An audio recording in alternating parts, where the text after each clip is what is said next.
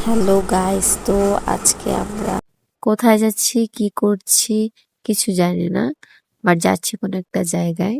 তো এই যে আমাকে পাগলের মতো লাগছে। তো যেহেতু আজকে চাঁদ রাত, তো আর কি আমি রেডি হয়ে যাচ্ছি কোনো একটা জায়গায়।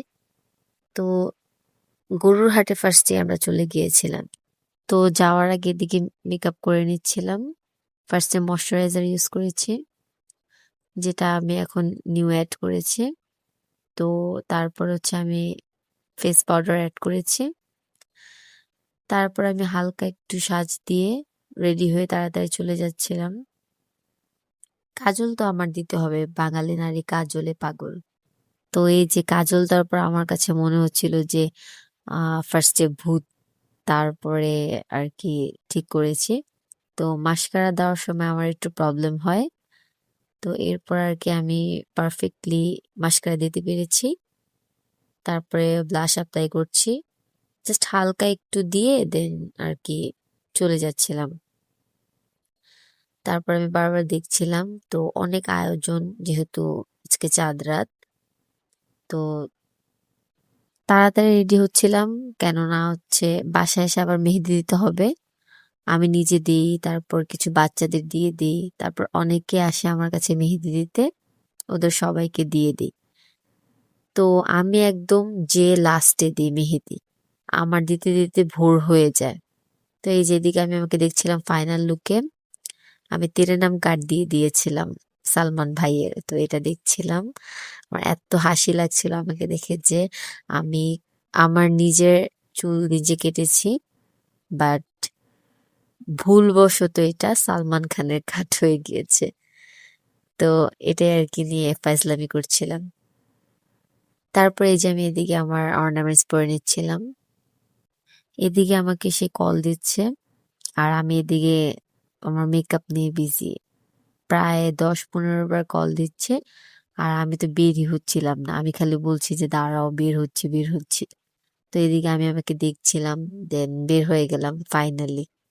তারপর আমরা কোথায় যাব ভাবতে ভাবতে চলে গেলাম আমরা গরু দেখতে, গরুর হাটে। তো এই যে এদিকে অনেকক্ষণ দাঁড়ায় থাকার পর রিক্সা উঠবো, তো উঠতে যাওয়ার আগে দেখছিলাম যে এখানে কিছু ছাগল নিয়ে যাচ্ছে। তারপর আমরা রিক্সায় করে যাচ্ছিলাম। আমরা কোথায় যাচ্ছি জানি না, লোকেশন বলতে পারি না, বাট যাচ্ছি কোনো একটা জায়গায়। ওখান থেকে মিরপুর হোপ হচ্ছে কাছে। তো এই যে আমরা রিক্সায় উঠে যে ফার্স্ট একটা গরু দেখলাম, দেন আমরা পুরোপুরি ভিতরে ঢুকে যাই। আমি তো অনেক ভয় পেয়েছিলাম। গরুগুলো একটু পর পর আর কি রাস্তার পাশ দিয়ে যাচ্ছিল, আর আমি তো আতঙ্কে ছিলাম যে কখন আমাকে মেরে দেয়। আমি তারপর তাকে বলেছি যে আমি আর হাটে আসবো না। এই কয়েকদিন তাকে পাগল বানিয়ে ফেলছিলাম হাটে যাওয়ার জন্য। তো নিয়ে যাওয়ার পর আমার এত ভয় লেগেছে, তারপর আমি বলেছি যে আর যাব না হাটে।